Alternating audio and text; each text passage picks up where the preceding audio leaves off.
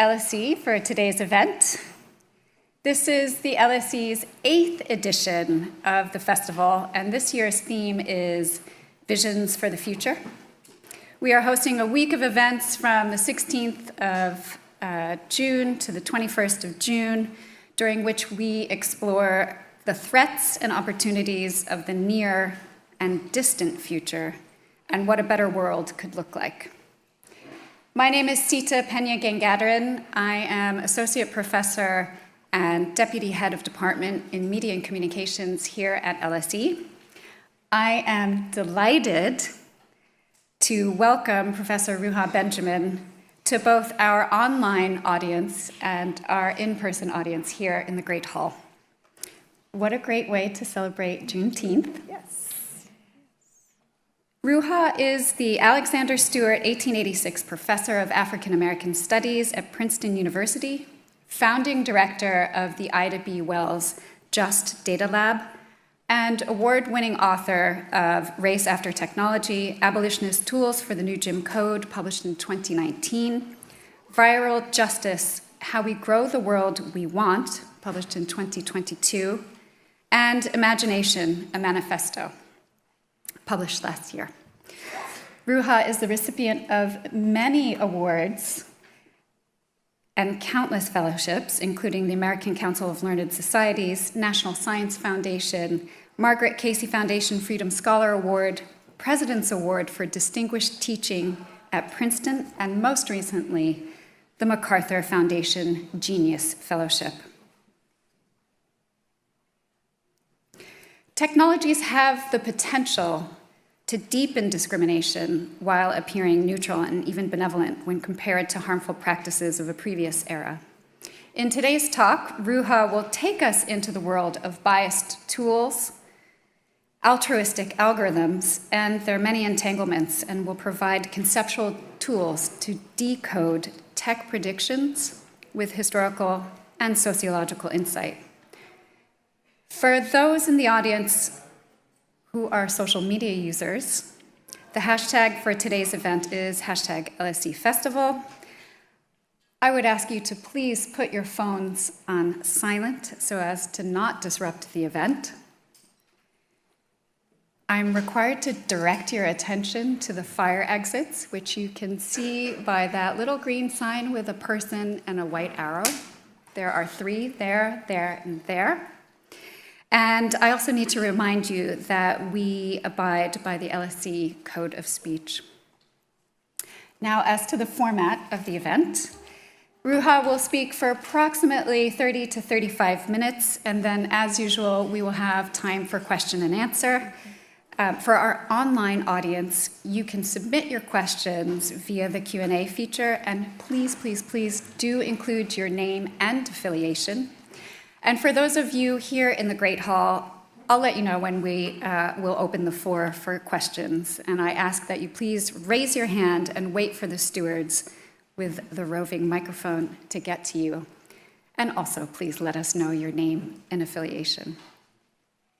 I'll try to ensure that there's a range of questions from both our online and in-person audiences. And now, without further ado, Professor Ruha Benjamin.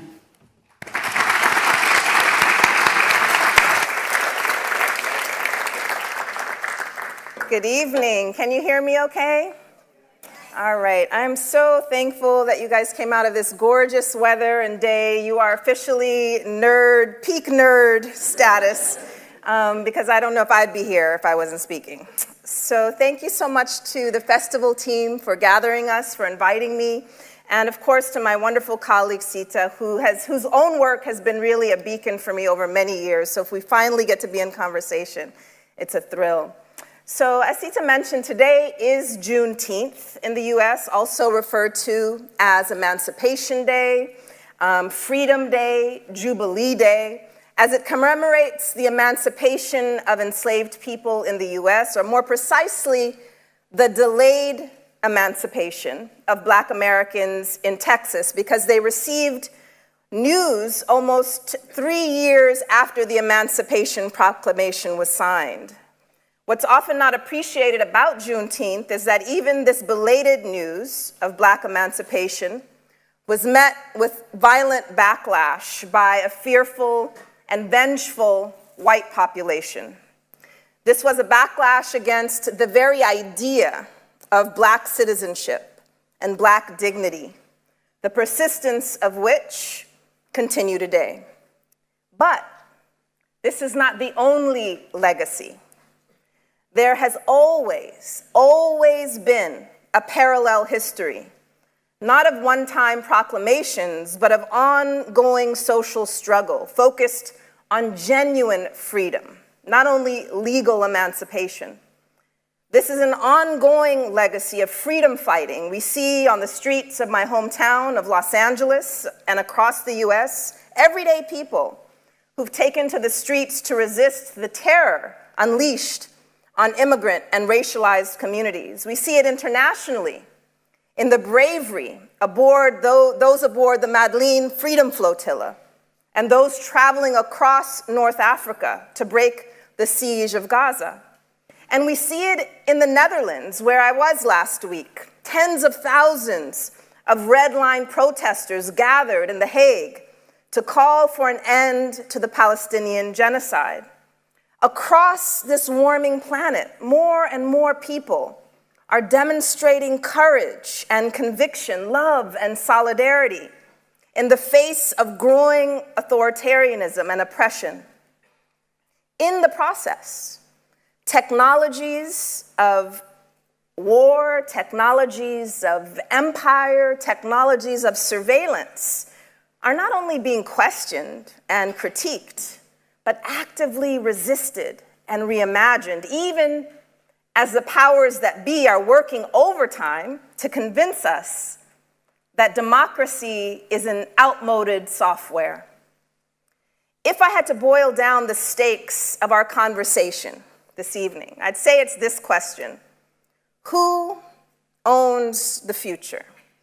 Or more precisely, what values, what knowledges, aspirations, desires, and worldviews are guiding or colonizing our shared future? And for the Trekkies in the room, you'll recognize who this is, hopefully.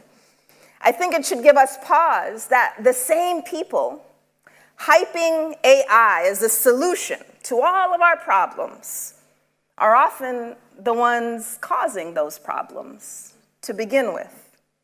Take, for example, J.D. Vance, who at the Paris AI Summit a few months ago stated that, quote, "Our schools will teach students how to manage, how to supervise, and how to interact with AI-enabled tools as they become more and more a part of our lives," who also gave a speech in 2021 titled, "The Universities Are the Enemy."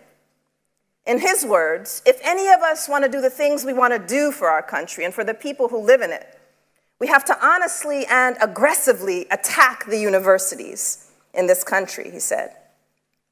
More recently, anti-DEI crusader Chris Rufo, in describing his self-proclaimed counter-revolution blueprint, said that in attacking the US Department of Education, the Trump administration must go after the ideological programs, the grants for critical race theory, gender ideology, liberatory pedagogy, whatever you may have, all of that just needs to be burned to the ground.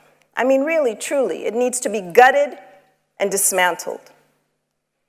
Likewise, the founder of the anti-egalitarian and anti-democratic philosophical movement known as the Dark Enlightenment, a character named Curtis Yarvin, who has the ear of many Silicon Valley elites. Yarvin argues that, quote, "The most powerful people in the world today, measured strictly by their ability to influence the real world, are journalists and professors." Now, the professors in the room, I know you don't feel that powerful, but apparently they think we are. Finally, in describing students, who we can see as putting that liberatory pedagogy into practice, Palantir CEO Alex Karp said, "We kind of think those things that are happening on college campuses are a sideshow." No, they are the show. Because if we lose the intellectual debate, you will not be able to deploy an army in the West ever. My point is that we should think carefully about the fact that so-called guardians of the galaxy are the ones causing many of the problems against which we must guard. And two, if those attacking higher education understand the dangers of liberatory pedagogy and learning, then we sure as hell need to embrace its power for social transformation. So while we continue to be sold a never-ending barrage of fantasies and fears about artificial intelligence, fantasies and fears, two sides of the same Bitcoin, I want to draw our attention to another kind of AI, ancestral intelligence. That is the knowledge and know-how born under the rubble of progress, the kind of intelligence lacking in those Dr. King referred to when speaking to an audience of students at Stanford University over 60 years ago. He said, "We have guided missiles and misguided men." Ancestral intelligence, in my view, goes hand in hand with yet another kind of AI. You have some people at the door. If someone could open it up, I think it's okay. Thank you. It goes hand in hand with abundant imagination. So while ancestral intelligence is about what we inherit, abundant imagination is about what we pass down to future generations, a point to which I'll return. But first, I thought I'd share with you how I came to think seriously about the vital role of imagination in our lives. About 15 years ago, I was starting my first job as a professor, trying to learn everything that I could about teaching because somehow they skipped that part in grad school. I came across this famous study conducted by NASA that was focused on creativity. The researchers were interested, so they can't come in, the people can't come in? Oh, I see. I don't think they seem stuck over there, so I don't know if they know exactly where to go. So these researchers were interested in measuring the capacity for what they call divergent thinking. That is, the ability to see beyond what's right in front of us and come up with many different ways of thinking through a problem. So what they did was they followed a cohort of 1,600 children over many years, and every year gave them a creativity test that was originally designed for NASA recruits. And the results for them were shocking in that nearly 100% of 5-year-olds fell into the genius category for divergent thinking. More shocking still was that every year that number dropped until only 12% of 15-year-olds, 2% of adults exhibited this creative capacity. In other words, this inherent genius that we all possess is schooled out of us. The very place we should be able to go to incite our imaginations is the place where it's routinely squashed, ground down, standardized, not inevitably, but predictably. And it's not just the individual students who suffer, it's society as a whole when we don't heed Toni Morrison's words, that as you enter positions of trust and power, dream a little before you think. So what if we took imagination seriously, not as flights of fancy or something reserved only for self-proclaimed artists, but imagination as a resource, a capacity, a muscle? How might the powers of our collective imagination begin to transform the world around us? So to explore these questions, we're going to try a little exercise. We're going to split the room in half, and for those of you in this fuzzy middle part, you just get to decide which side you want to be on, okay? Everyone on this side, your catchphrase is, "Be bold." And when I point to you, you need to shout it in unison like you're trying to shoot me like a rocket in the sky. You ready? Be bold. Oh, okay. I'm going to chalk that up to heat stroke, okay? Y'all are warm. Let's try it again. Ready? Be bold. Hold that thought. This side, your catchphrase is, "Get real." And I want you to say it like the boredest teenager ever, okay? Are you ready? Get real. Space travel. Be bold. Free public transportation. Get real. Colonize Mars. Be bold. Decolonize Earth. Get real. AI superintelligence. Be bold. Cancel student debt. Get real. Build underground bunkers to survive the AI apocalypse. Build affordable housing for all. Spend billions on weapons and war. Invest in peace and well-being for all. You get the picture. Boldness is rationed, while realism is mass-produced. We are in many ways trapped inside the lopsided imagination of those who monopolize power and resources to benefit the few at the expense of the many. Now, these futurists, they let their own imaginations run wild when it comes to bending our digital and physical realities, but their visions grow limp when it comes to transforming our social reality so that everyone has the chance to live a good and meaningful life. So how can we be bold when it comes to our social vision? I think for starters, heeding the insight of Tony Cade Bambara, not all speed is movement. Slowing down, because as we race to create bigger, faster, shinier systems, there are so many questions we don't ask, so many communities we don't consult. So here you see two images, one from a prior era of racial domination in the US, and the image on your right is from the first few weeks of the pandemic here in the UK, where the government decided to use an algorithm to predict students' A-level grades, you will remember. And you see the students had a lot of poetic things to say about those algorithms. One sign in particular is very instructive. Here, they're making a connection between grades and postal codes, saying our grades shouldn't equal our postal codes. This is an important reminder that the algorithm is not creating the problem from scratch. It's reflecting and reproducing existing forms of inequity encoded in the geography of the city, of the nation, so that any conversation about technology can't start with the technology and its impacts. It has to start with the society and its inputs.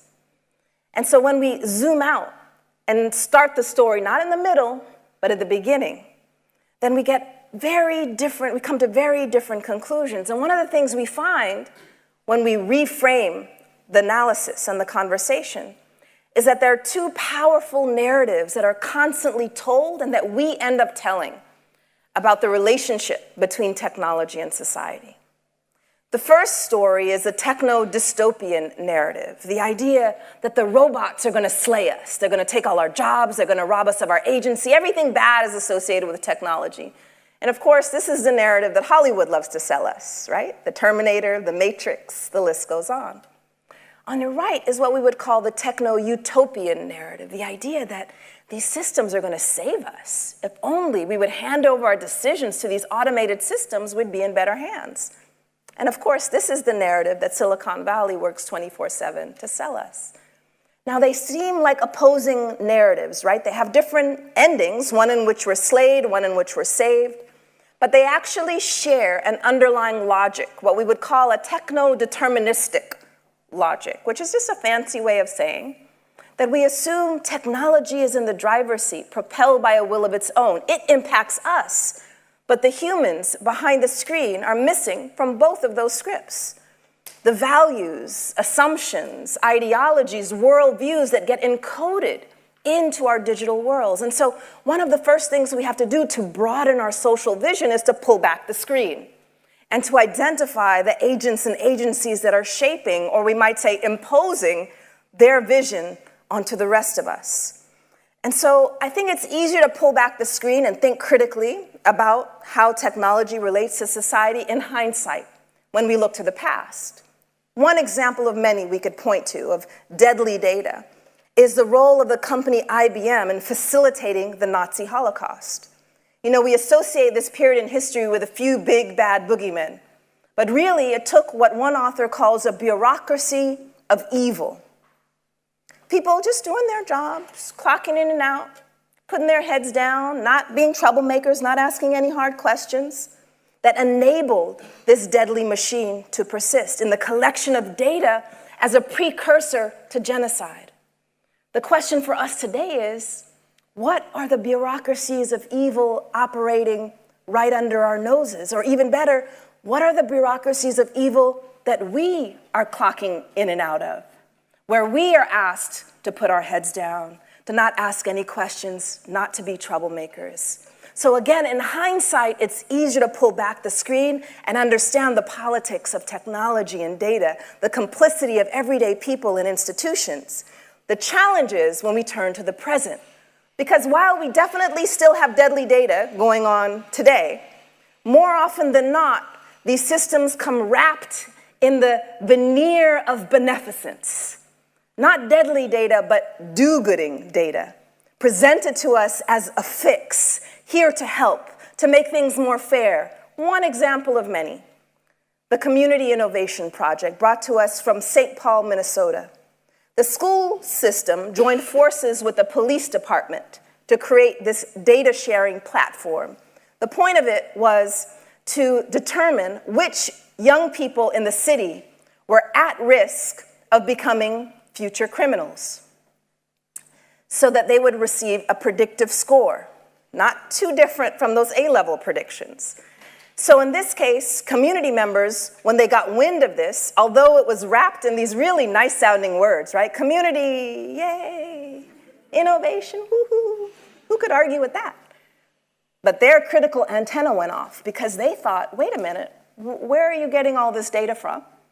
So you're getting it from students' suspension records, their attendance records, whether they have family members involved with the child protective services or what we would call the family policing system, whether they already have family members in jail or prison, all of these sources of data to create this prediction. So members of the community said, wait a minute, none of these institutions have ever worked in the best interests of our young people. Why now, under the guise, the umbrella of this community innovation project, should we trust that it's going to turn out differently? So they met in the course of about a year after school in community centers and libraries. Not only did they put an end to this community innovation project, but they said, give us the resources that you're about to pour into this data sharing platform. Let us decide what would actually empower and not further stigmatize the youth in our city. And so they're demonstrating for us a twofold capacity that I encourage all of us to work harder to develop. And that is not only to be critical, which is very important and what we're really good at in academia, but to also be creative, to say not only what we don't want, but what do we want? Uprooting and seeding as two parts of the same world-building process, so that shifting from artificial intelligence to abundant imagination means that creativity should go hand in hand with critique, so that we ask ourselves, if not this version of society, with all of its tech-mediated injustices, then what? One of my favorite examples of critically and creatively reckoning with the politics of innovation is the white-collar crime early warning system, developed by artist Sam Levine. So this is a parody project that begins by subverting the racist logics embedded in new high-tech approaches to crime prevention. Instead of using predictive policing techniques to forecast so-called street crime, this project flips the script by creating a heat map that flags city blocks where financial crimes are likely to occur. And you can actually download the app before you leave today so that when you go visit a new city, you know what areas to avoid. The system not only brings the hidden but no less deadly crimes of capitalism into view, but it includes an app that alerts users when they've entered high-risk areas to encourage awareness and vigilance. Taking it one step further, it proposes a facial recognition program to flag individuals who are likely perpetrators. And the training set used to design the algorithm includes the profile photos of 7,000 corporate executives downloaded from LinkedIn. Not surprisingly, the averaged face of a criminal is white and male. To be sure, creative exercises like this are only comical if we ignore that all of its features are drawn directly from actually existing proposals and practices in the real world, in our cities and our borders. But again, artists are not the only ones with creative vision. As abolitionist poet Walida Imarisha writes, anytime We try to envision a different world without poverty, prisons, capitalism, war. We're engaging in science fiction. This includes those building worker movements within the tech industry, insisting that tech won't build it. No tech for ICE, no tech for tyrants, among other campaigns calling for companies to cease providing technology and software that enable oppressive policies and practices, from mass deportations in LA to ethnic cleansing in Gaza. In the European context, I've been learning more about the work of Abolish Frontex. The aim of this campaign is not to reform or improve Frontex or to replace it with more of the same.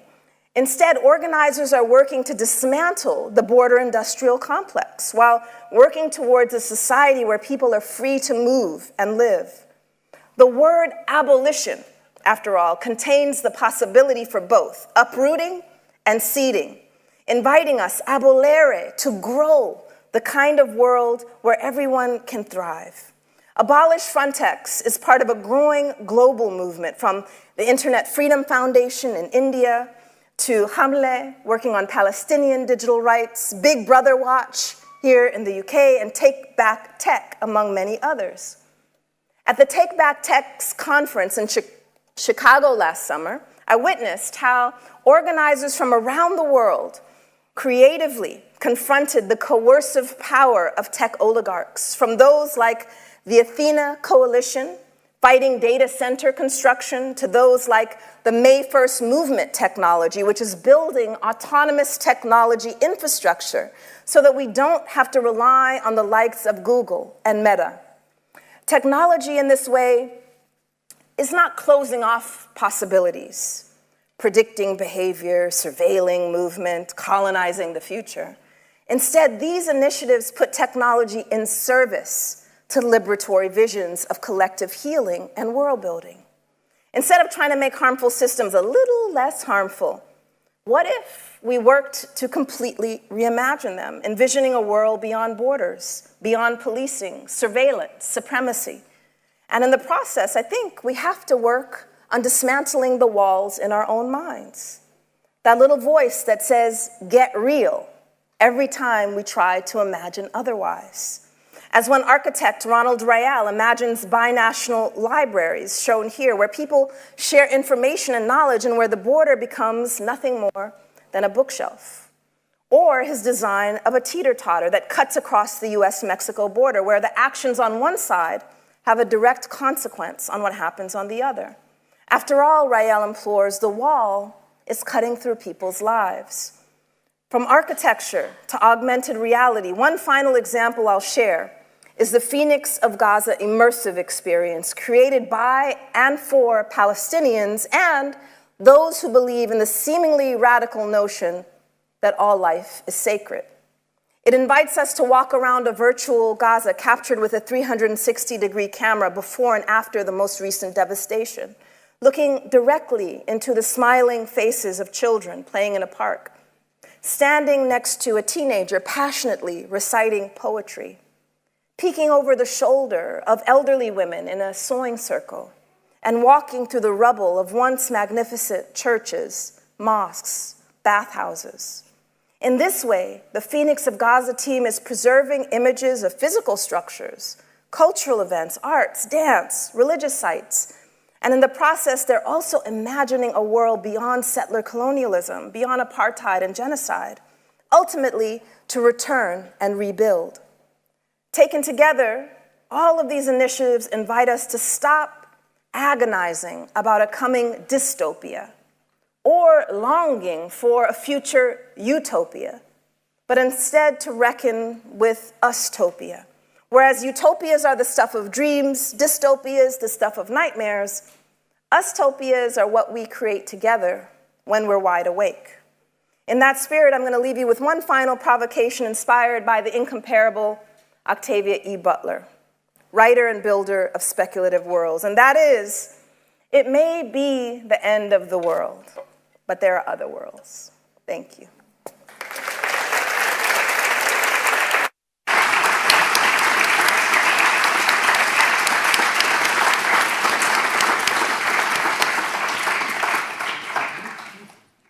thank you so much.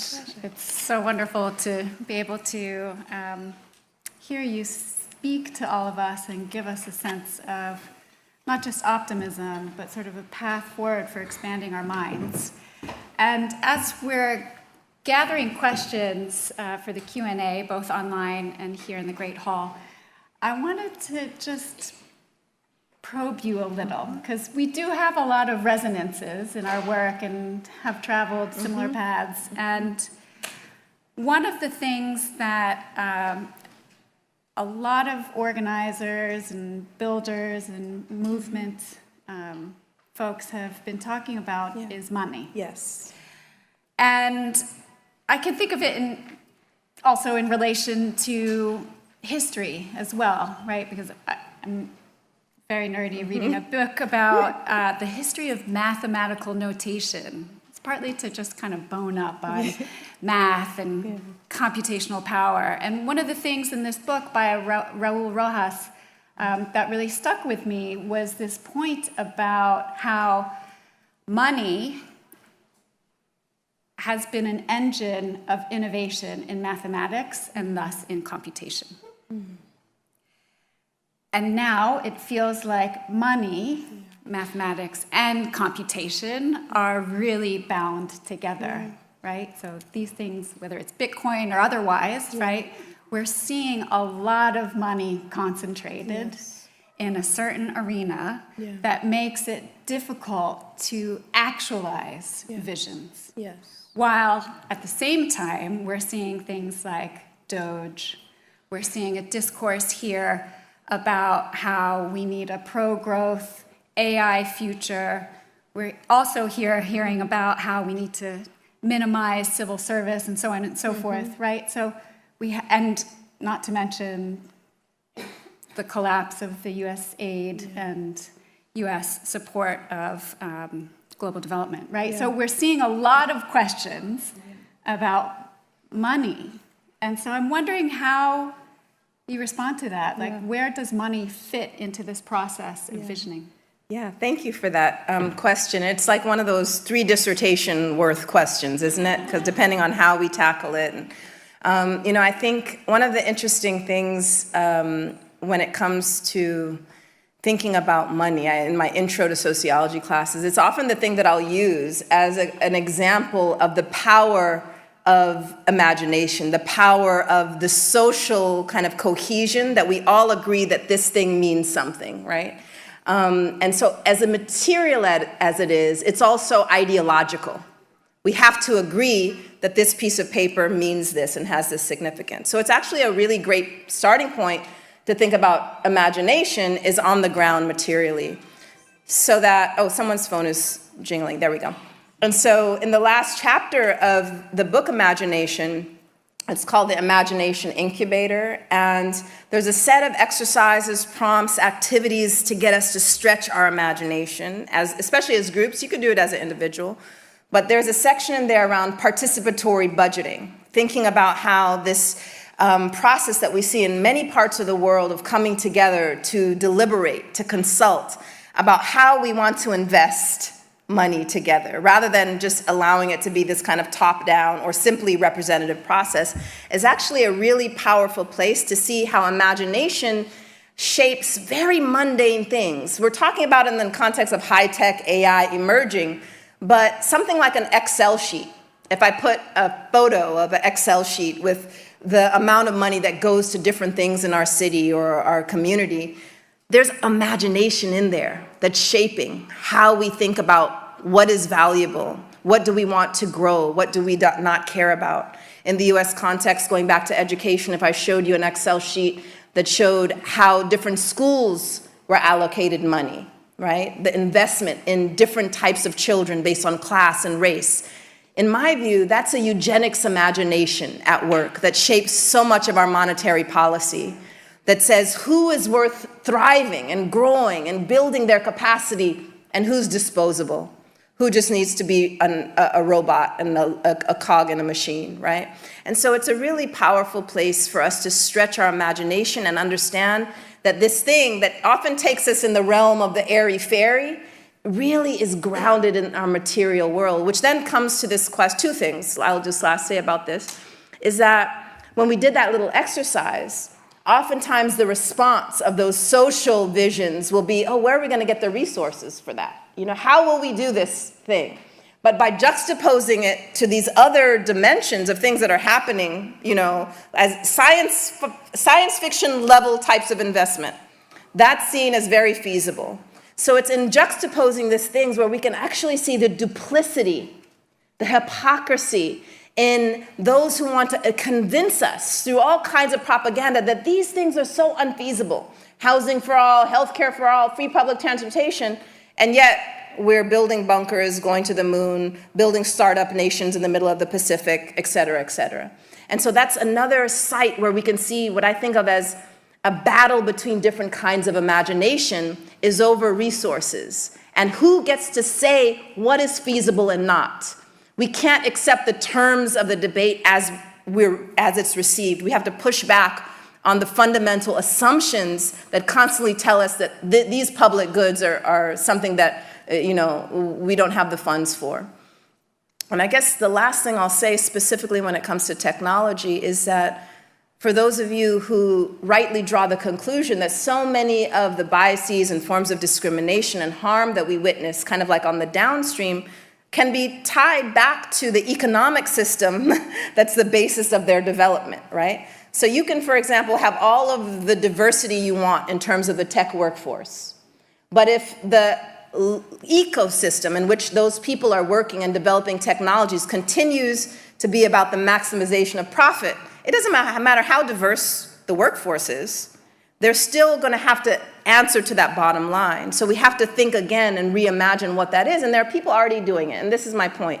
What I try to do in all of my work is to tie these larger concepts to examples that already exist so we can see the seed of something that we might want to grow. So one example that I would direct you all to is an initiative called Platform Cooperativism that uses a cooperativist model in order to develop technologies. And there are hundreds of projects, apps, initiatives that have already been developed under this. And I think the website is platformcoop.org, I think.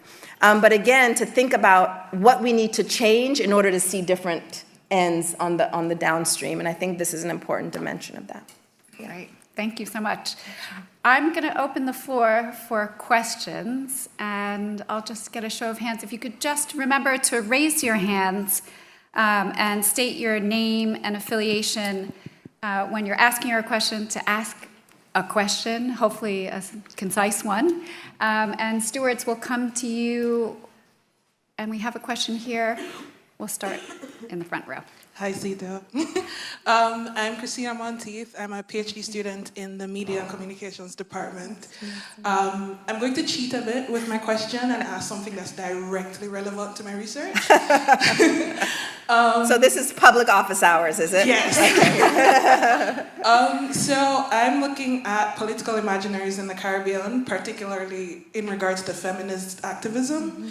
And I think the question about money was so profound because one of the challenges that I'm reckoning with is, the need for money in organizing in the region, mm-hmm. but the foreclosures that are enforced with, granting, for example. Yeah. So I wanted to ask a question about how do we navigate that sort of tension, where the ideas that we have and the dreams that we have, even though, you might need USAID, you might need these big organizations' support. And without it, for some people, the work will never happen, especially in these contexts with low financial security. Yeah. How do you navigate that kind of, tension and not let the imagination die? Yeah, thank you for that. Seeta, do you have thoughts around that? Based on your organizing? It's a very hard question. I mean, I think the way that I think about it is in relation to, there's a really fantastic article written by Maurice Mitchell. I think it's a year and 2 years now. I can't exactly remember, but it's called Building Resilient Organizations. And one of the most brilliant points in that piece was about division of labor. And to a certain extent, it feels like our shared imagination depends and thrives on a division of labor. So some of us need to deal with the resource question right now. Yeah. Because there are some very immediate things happening, right? You see this with anybody that's doing work in the tech and justice space right now, right? There's some really immediate concerns that need to be dealt with because people are being harmed. Yeah. At the same time, we still need those, I think, we need those thinkers. We need those people with that visionary mindset to help us draw that connection, to help us identify what are the interim steps that we can think about over the long term. So that's one thing that I think has been really helpful. And that's not to say it isn't, right? It is really difficult. But I think the division of labor point helps it seem more feasible. Yeah, I think of that idea as the sort of bringing together of a pragmatic and a visionary approach. Like we need both. One shouldn't trump the other. Now, your question also makes me think like there's so many different types of convenings and fora and initiatives that use these set of buzzwords that would seem like there's some kind of shared goal in mind, whether we're talking about algorithmic justice, to all these tech bias, all of these, but so many of them are still not engaging those on the ground that are actually directly affected, most affected by these systems. So I think those of us in this space also have a role to play in saying we don't need another conference on this, another brunch. I got invited to a brunch on Martha's Vineyard by a very wealthy foundation to have this conversation about, and I was thinking a brunch on Martha's Vineyard to talk about, okay, that there may be a place for that, but I feel like more importantly, I see it as our role to direct and to funnel funds to those organizations, grassroots initiatives, et cetera, the kinds that you're describing. And so, again, there's no outside to this, no clean place that you can work or think. We're all complicit, we all have a role to play, but I think we need to always be mindful, even among those who seem to share a set of goals and visions, the hierarchies at play, the power structures at play, and we need to do our part to subvert them and to have distributive justice as a part of our movement building as well. Thank you. Yeah, here in the front. Yellow? She's coming. Hello, my name is Nof, and I study my master's in political sociology. And you said an interesting word just right now, division of labor. And I want to talk about it and ask a certain question when it comes to division of labor. And it will take me back to Karl Marx, since I'm a political sociology student as well. When we're talking about that, I'm thinking of the techno world that we're living in, specifically the ICT workers, the Uber drivers, and those workers with 0-hour contracts. Yeah. And I'm thinking about the system that those techno-lords or techno-oligarchs created. These labors, they're just a dot in the system. Yeah.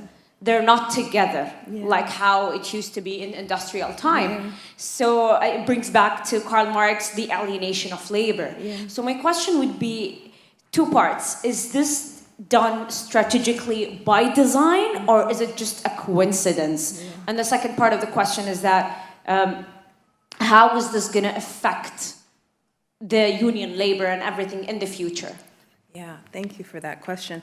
I think one of the reasons why I would say it's by design is because when workers in the gig workforce have tried to unionize and have tried to come together, we see the union busting. We see the great effort to keep people atomized, but to use the discourse of, free, all of the ways that it's kind of maintained. And so there have been efforts, though, that have been successful to bring people together. There's a legal scholar whose name I can give you afterwards in California who has worked directly, for example, with Uber and Lyft drivers to help create, in fact, new platforms that they can communicate and organize and do things. And so, again, that's a way of using technology not to keep people sort of atomized and hierarchical, but to connect so that they can mobilize. And so we do see some efforts underway.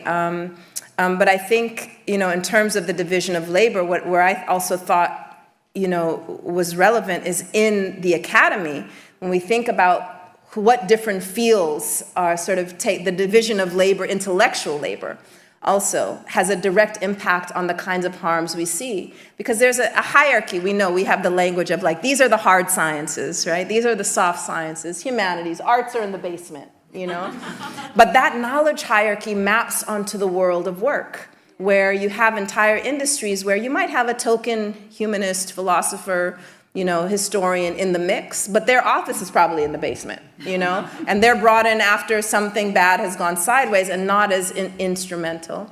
And so one of the sort of takeaways that in a longer talk that I would really try to impart is when it comes to the buzzwords around AI, and one of them you'll hear a lot is that they're engaged in deep learning, by which people mean computational depth. And what I want to suggest is that computational depth, without social and historical depth, ain't that deep. It's superficial learning. So what we have are people building technologies for society that have a very elementary understanding of society, of history, of social relations, all of these things, and yet they're lauded as geniuses and innovators. And so rather than saying, the public needs to have more scientific literacy, I often push back and say, no, scientists and technologists need more social literacy.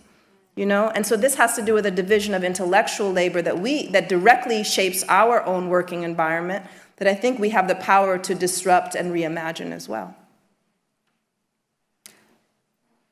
Before I get more questions from our in-person audience, do we have any questions from online? Yeah. Do you want somebody bring the mic to the mom and she can read a question, please? Thank you.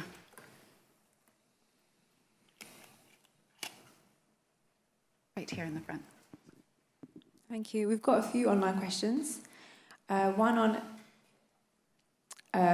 how do we begin to have meaningful conversations with policymakers to ensure that previously disadvantaged communities are not left behind by emerging technologies?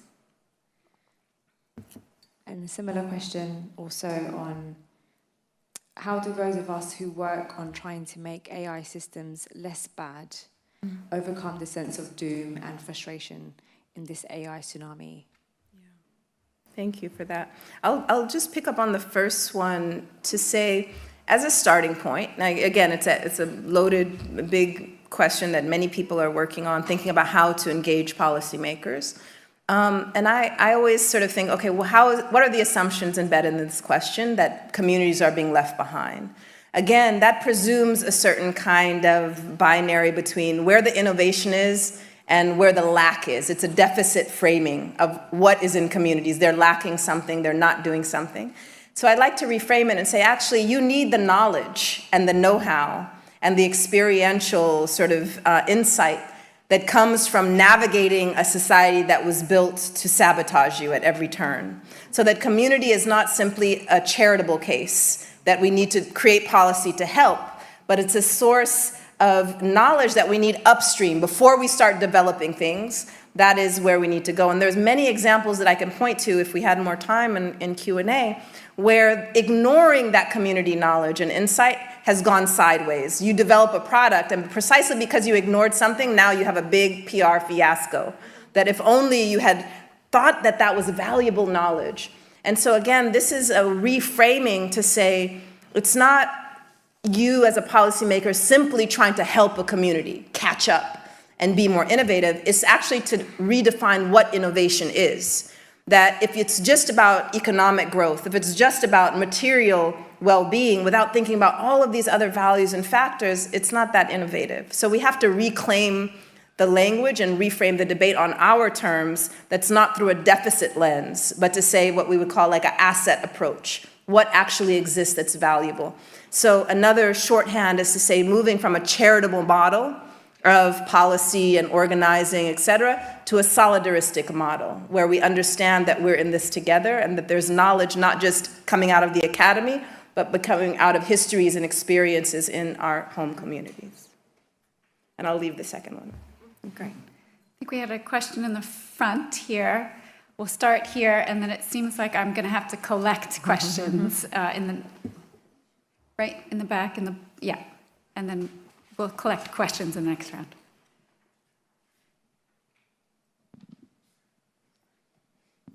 Thank you. Hi, Matt Mahmoudi with Amnesty and Cambridge Digital Humanities. We've just watched the border literally be set on fire in Los Angeles in the form of the Waymo cars. Unmanned, they were hailed. Yeah. We know that they're surveilling people, undocumented communities, and we know they're relaying information back to ICE. Yeah.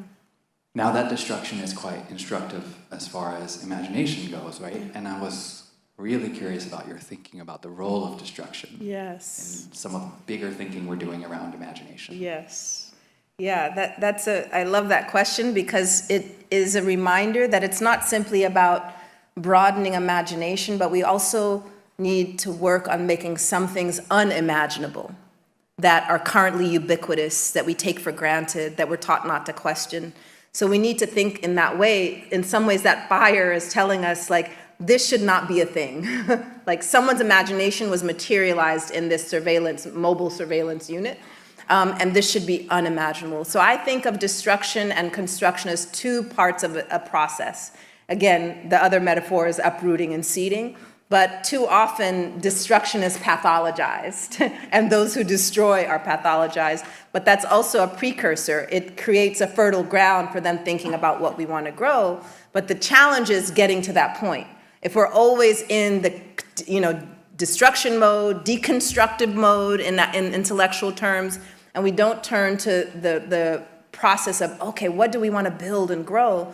I think we have to carve out more intellectual space, organizing space, yes, but even intellectual space to ask those questions about the affirmative side of things.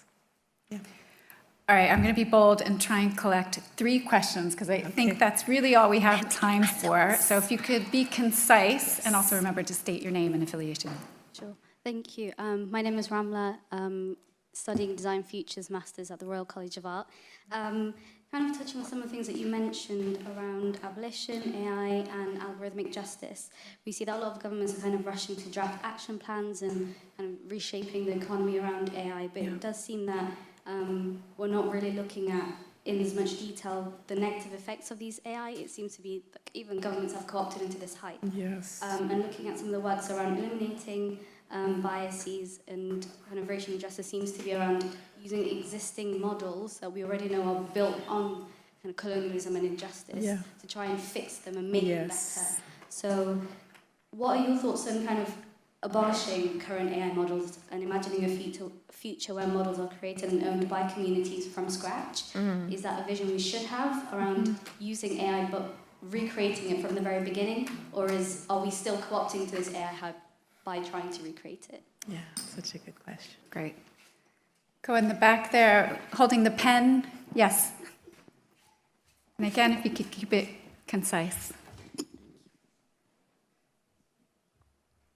Thank you. I'll try my best to be concise. I'm autistic and my brain doesn't work like that. So I'm really grateful, firstly, to be in this space and sharing space with Ruha, whose work I've been a massive fan of since I started my PhD. I'm a precarious academic worker and an organizer for students of color groups within Bristol Law School. Okay. So I really want to ground us into the university as a space, especially given the space we're in right now, where this was the zone of the LSE liberated zone, very much over here. And so what does it mean for us to have visions of the future, which are liberatory and abolitionist, especially in a space like the LSE or my own employer, where this is not only suppressed quite actively through using police violence, but also disciplinary proceedings, etc., but also you are incentivized to do the kind of community engaged research, which means giving diversity training to cops. And so there is this active suppression of actual visions of a liberated future and liberating universities and liberating knowledge, which is actively being suppressed. And I'm just wondering what your reflections on that are, because I know you're also very invested in this conversation. Yeah, so. thank you. Okay, I think we'll take those 2 questions, just given the time, if that's okay. Okay. Yeah. Sure. So AI hype and the idea of, moving beyond the sort of large language, the large models, et cetera, I would turn to my sister colleague, Timnit Gebru, who, when she left Google, started the Distributed AI Research Group, which I think is informed by this question, this idea of starting much early in the process to think about not only where we get data, but what we consider to be meaningful data. Sort of flipping the script so that we use technology and digital tools to shine a light on power in order to transform it.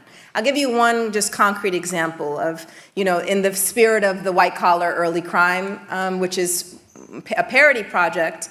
There is something used in the US called the Student Success Predictor Score that is essentially meant to help students graduate. So it intervenes early, decides who's low, medium, high risk of perhaps not graduating, so we can steer them, clear. So that might involve you meeting with an advisor that pushes you to a different major that will increase your likelihood, et cetera.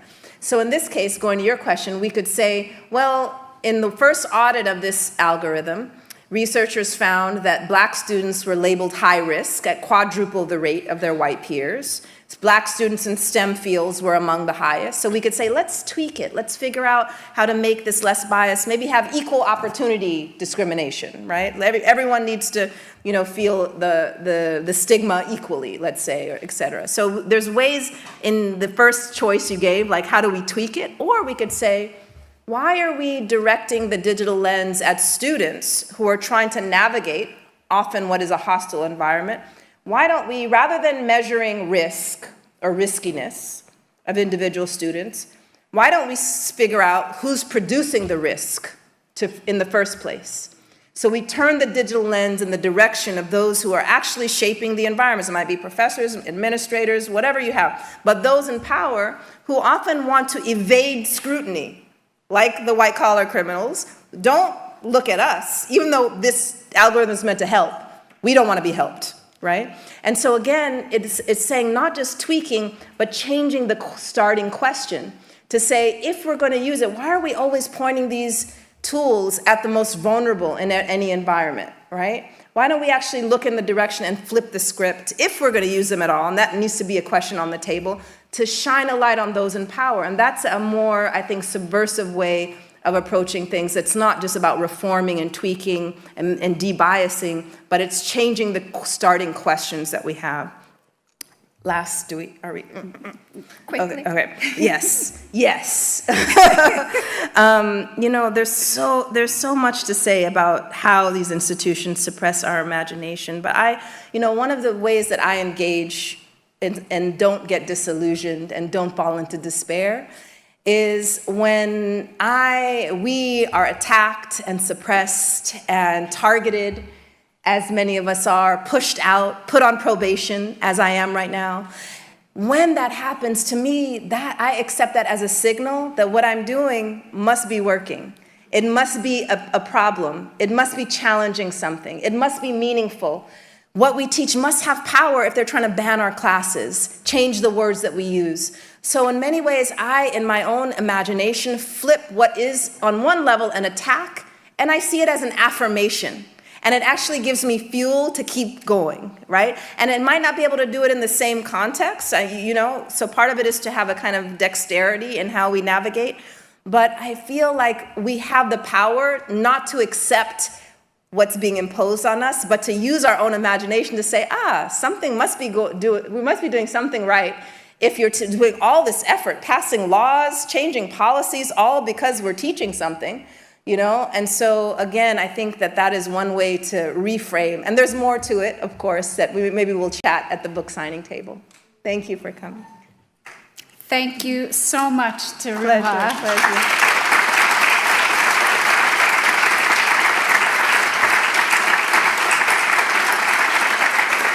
There are lots more exciting events coming up over the next few days at the festival, so do take a copy of the program on your way out if you haven't. And also copies of Ruha's recent books will be, or book as well as books,